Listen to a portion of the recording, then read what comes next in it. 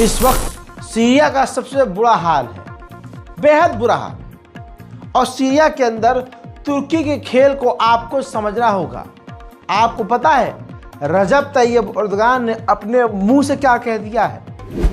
Report ये है, रजब Tayyip Erdogan ने कहा है कि इदलिब, हामा और होम्स और बिल्कुल निश्चित तौर से यानी ज़रूरी इंशाअल्लाह दमिश्क तक ये ऑपरेशन जारी रहेगा और इस ऑपरेशन में कोई रुकावट नहीं आएगी। मेरे दोस्तों, आपको हैरत में नहीं डाल रही है बात, तो आसान कर देता हूँ। यानी इदलिब सीरिया की जगह हम्मा और होम्स और सीरिया की राजधानी दमिश्क, इन तमाम जगह का नाम लेकर साफ तौर से एर्दोगान ने कहा कि ये विपक्ष यानी आतंकवादी रेबल्स ये मार्च कर रहे हैं और दमिश्क तक पहुंचेंगे। यानी इन आतंकवादियों को सीरिया में आतंकवादी ना कह के रजब तैयब एर्दोगान ने कहा कि वो रेबल्स हैं और वो मार्च कर रहे हैं, वो कत्ल नहीं कर रहे हैं, वो कब्जा नहीं कर रहे हैं, वो मार्च कर रहे हैं और वो होगा इंशाअल्लाह। ये एर्दोगान ने कहा है और कहा है कि हम वहाँ तक यानी दमिश्क तक ज़रूर पहुँचेंगे। यानी ये जो रेबल्स हैं ये कोई और नहीं है, ये तुर्की के द्वारा भेजे गए आतंकवादी हैं। तुर्की के द्वारा भेजे गए, खुद तुर्की ने जिन्हें ट्रेन किया है वो लड़ाके हैं। वरना एर्दोगान ये कहेंगे कि इंशाअल्लाह हम दमिश्क तक पहुँचेंगे। इसका मतलब, क्योंकि कल की वीडियो में आपने देखा, आज भी आपको अब नज़र आ गया होगा, समझ में आ गया होगा कि ये आतंकवादी जिस भी इलाके में कब्जा कर रहे हैं तुर्की का झंडा लहरा रहे हैं। तो बहुत सारी चीज़ें मैंने शुरू में ही क्लियर कर दी थी। इसके बावजूद अगर कोई शिया सुन्नी नफ़रत का पाला हुआ एक हैवान है, उसे कितना भी सच दिखा दो, वो बैठ कर सिर्फ शिया सुन्नी ही करेगा। हजरात, इतना ही नहीं, एर्दोगान ने अपने मुंह से एक्सेप्ट कर लिया है कि हम दमिश्क तक ज़रूर पहुंचेंगे। यानी आतंकवादी संगठन और तुर्की में कोई फ़र्क नहीं है। अब आप समझ लीजिए कि ये यानी तुर्की, इजराइल और अमेरिका एक ही हैं। इन आतंकियों का असली चेहरा कुछ यूँ समझ लीजिए कि उन आतंकवादी जिन्हें आप और हम रेबल्स कह रहे हैं, उन्होंने इजराइल से मदद मांगी है कि आप हमारी मदद कीजिए ताकि हम सीरिया पर कब्जा कर सकें। उधर अमेरिका अपना परमाणु बॉम्बर उड़ा रहा है ईरान को धमकाने के लिए।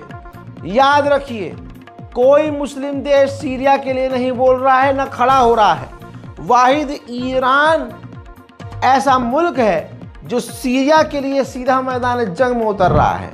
उधर खबर यह है कि ईरान मिलिट्री एडवाइज़र, जो ड्रोन मिसाइल के एडवाइज़र हैं, छोटे छोटे टीम बनाकर वो सीरिया भेज रहा है। ठीक इसी तरह से अब हिजबुल्लाह ने भी अपनी एक बहुत छोटी सी डेलीगेशन बनाई है जो कि सीरिया के हालात को चेक करेगी। उनको सीरिया हिजबुल्लाह ने भेज दिया है।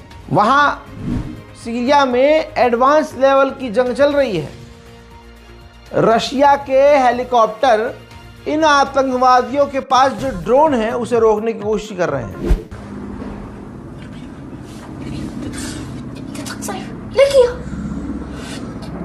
شايف شلون؟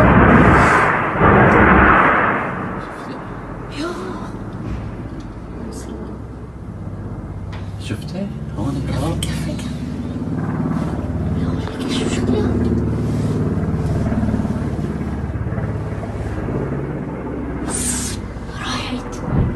इसके अलावा रशिया अभी भी खतरनाक बमबारी सीरिया के आतंकवादी वाले इलाके में कर रहा है। अल्लाहु अकबर।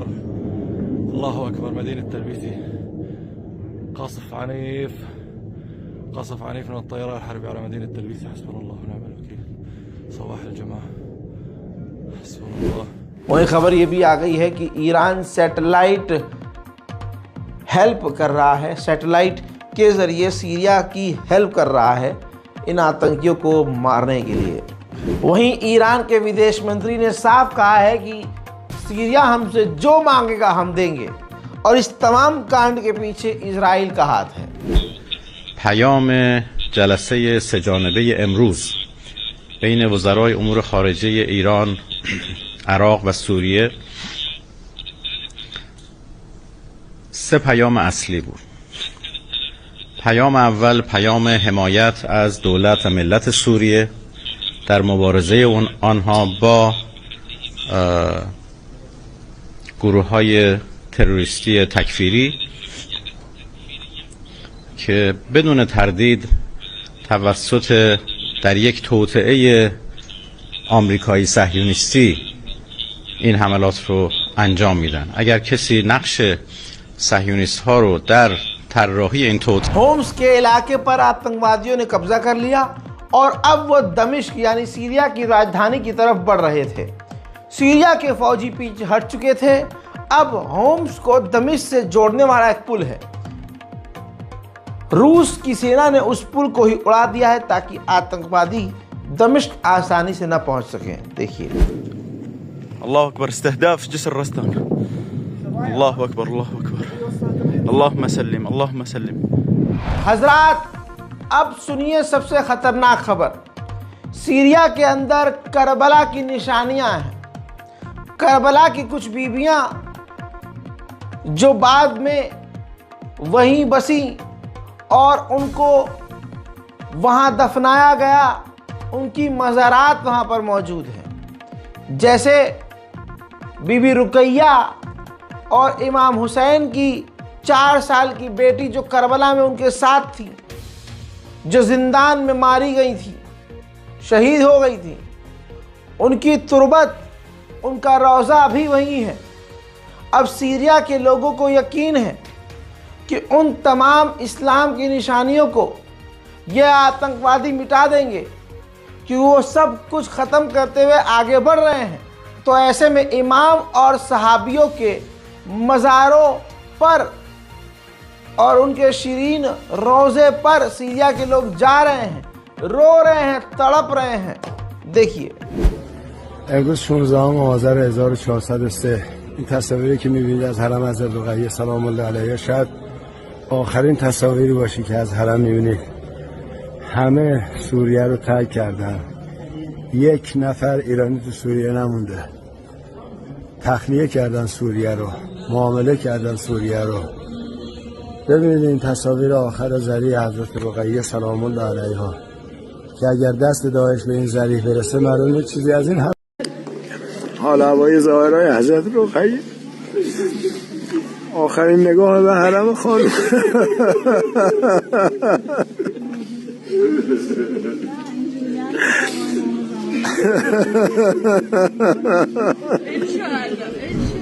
एक बड़ा अपडेट आया है हजरात। इस रिपोर्ट की पहली बात तो शेयर कीजिएगा। एक बड़ा अपडेट यह है कि सीरिया के अंदर बशर अल असद तो हैं, लेकिन उनका पूरा खानदान वहां से जा चुका है। जॉर्डन और इजिप्ट ने कहा है बशर अल असद से कि आप भी बाहर निकल जाओ और बाहर रहकर सीरिया की सरकार को चलाओ। आतंकवादियों ने हजारों जेलों से आतंकियों को, गुंडों को, क्रिमिनल्स को रिहा किया है। देखिए, खुशियां मना रहे हैं।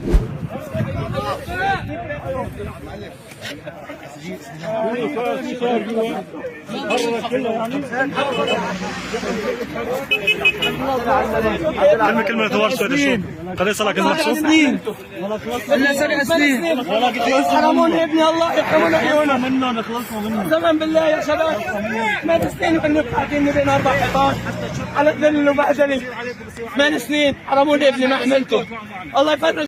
الله اكبر الله اكبر مع السلامه يا شباب. الله يسلمكم.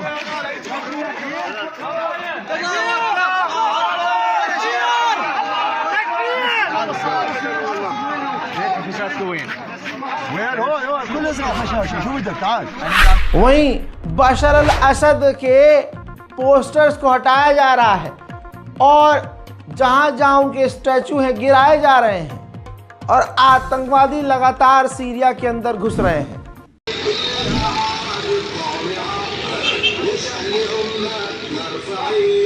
عز الروس الخاص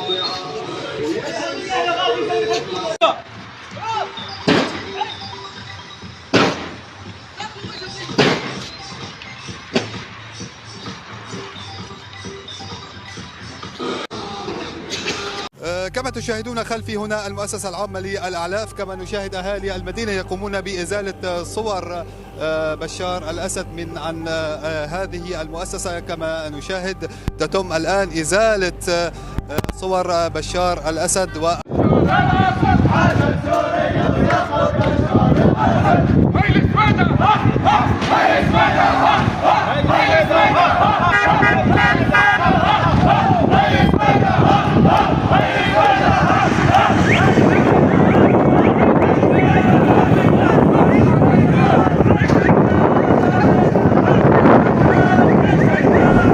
वहीं आतंकवादियों ने दमिश्क और जॉर्डन का जो ऑफिशियल हाईवे है, कई देशों को जो कनेक्ट कर सकता है, उस पर भी इन आतंकवादियों ने कब्जा कर लिया है। अल्लाहु अकबर वल इज्जतु लिल्लाह। غرفة عمليات الجنوب، معركة كسر القيود، منطقة كسور البطل، اغتنام دبابات وعدة آليات للنظام المجرم. الله أكبر والعزة لله. الله أكبر. السيطرة عليها بعد معارك عنيفة. الله أكبر ولله الحمد. कई सारे गवर्नमेंट दफ्तर में ये आतंकवादी घुस चुके हैं, वहाँ पार्टी कर रहे हैं, खुशियाँ बना रहे हैं और तोड़फोड़ कर रहे हैं। देखिए الله حي عساكر الجيش السوري المنشقين الحلوين. احلى شباب، صحتين وعافيه يا شباب. احلى شباب، يلا حيكم 100 اهلا وسهلا يا شباب. حاولوا يا شباب. يلا الف صحه الف صحه الف صحه. شباب الجيش المنشقين محافظه السويداء.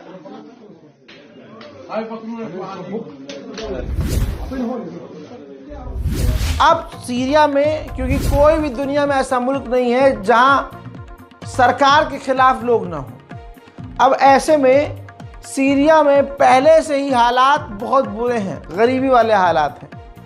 वो तो बशर अल-असद जैसे तैसे ईरान और कुछ साथियों की मदद से अपने मुल्क को मजबूत करने में लगा हुआ था, वरना तो भाई साहब हालात पहले से ही सीरिया ख़राब है। अब ये जान लीजिए कि अब वहाँ सीरिया में जो विपक्ष के लोग हैं, विपक्ष के, उनको मौका मिल गया और अब वो इन आतंकवादियों का स्वागत कर रहे हैं, उनका साथ दे रहे हैं। अब आप कहेंगे वो वहाँ परेशान है, नहीं नहीं नहीं, आप समझ नहीं रहे। वो देश आज़ाद हो के भी आज़ाद नहीं, और वहाँ के लोग पहले से गरीब, परेशान, और अगर आप सीरिया गए हों तो आप ऐसी बात ना करते। मैं और मेरे जानने वाले सीरिया को बहुत अच्छे से जानते हैं। ये तो जंग हो रही है तो ऐसा हाल है, वरना सीरिया 12 महीने ऐसे रहता है जैसे दहशत वाला माहौल रहता है। सन सन गलियां और सुनसान गलियां, कभी भी कहीं भी हमला, और कौन सा आतंकी संगठन क्या कर जाए नहीं पता। अब ऐसे में एंटरटेनमेंट हो रहा है विपक्ष के लोगों को। वो इन आतंकियों को मुसलमान समझ के, दाढ़ी वाला अपना भाई समझकर इनका स्वागत कर रहे हैं।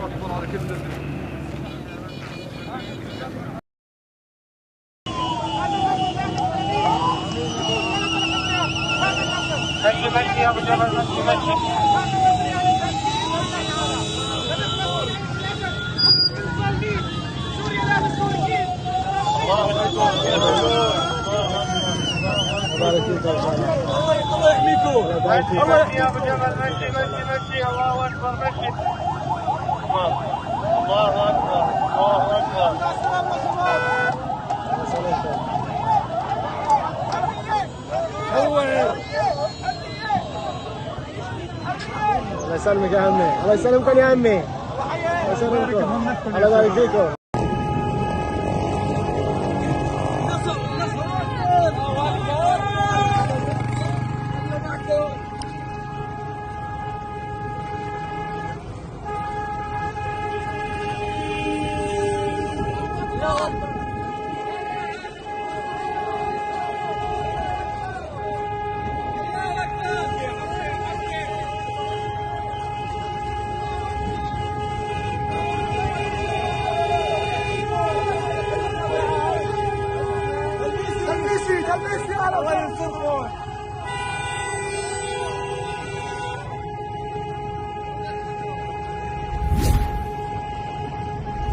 इससे भी बुरी खबर यह है कि एक और शहर सुवैदा नाम का जो शहर है उसके पुलिस हेडक्वार्टर पर आतंकियों ने कब्जा कर लिया है।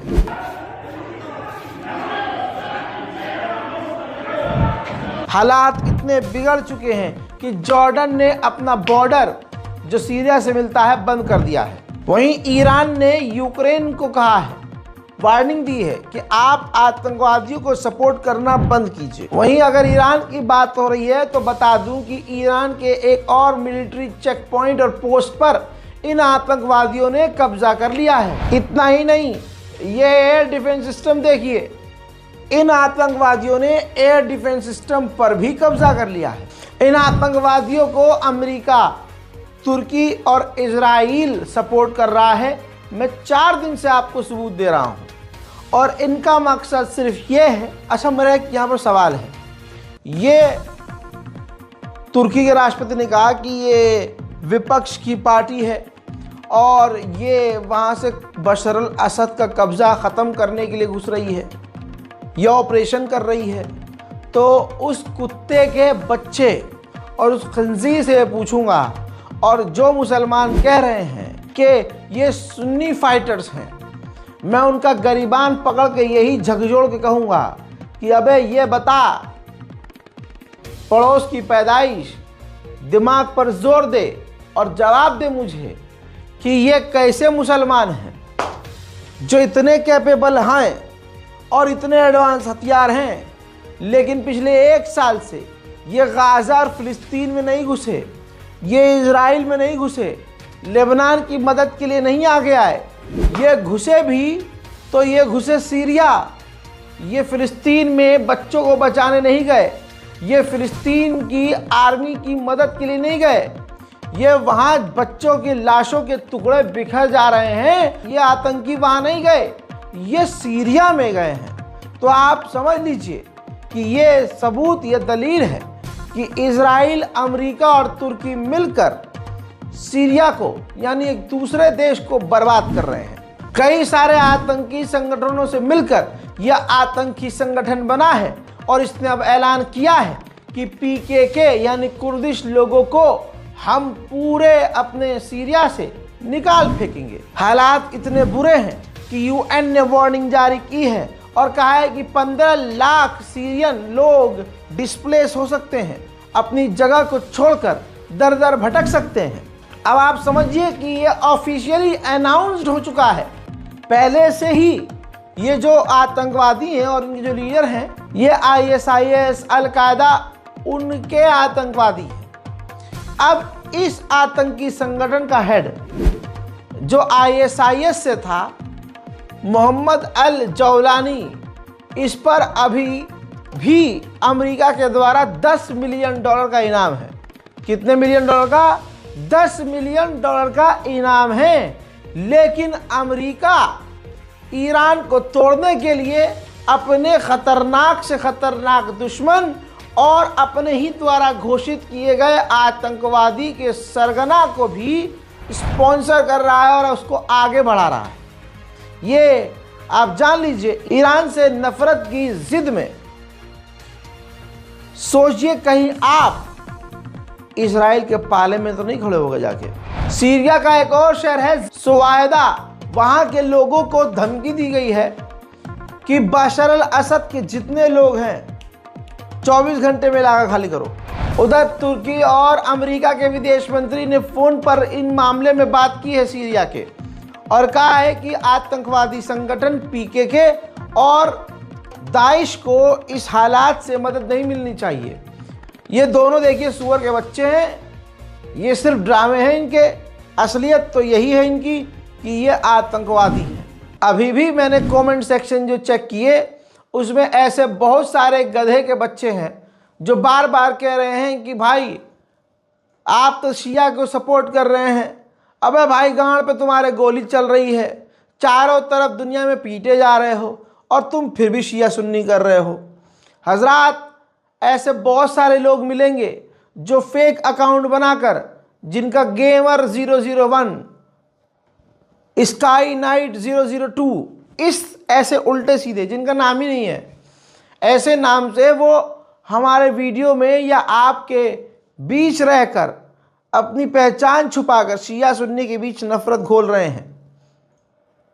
बच के रहिएगा। यही इजराइल का खेल है, यही एर्दोगान का खेल है। हमें नफरत नहीं करनी है।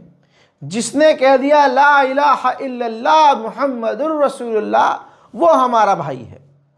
जिसने कह दिया कि ये कुरान आसमान की चौथी किताब है और इस कुरान को हम मानते हैं, तो बस अब बात की बातें बाद में। भाई हमारा है और हम इसके हैं और ये मुसलमान भाई है। सिर्फ इसी मुद्दे पर सब एक हो जाएं तो क्या ही मज़ा आए। लेकिन नहीं, भारत और पाकिस्तान के मुसलमान हिंदू मुसलमान बाद में शिया सुन्नी करने में सबसे आगे हैं। इस रिपोर्ट पर अपनी राय कमेंट में ज़रूर लिखिए। चैनल को सब्सक्राइब कीजिए। जय हिंद।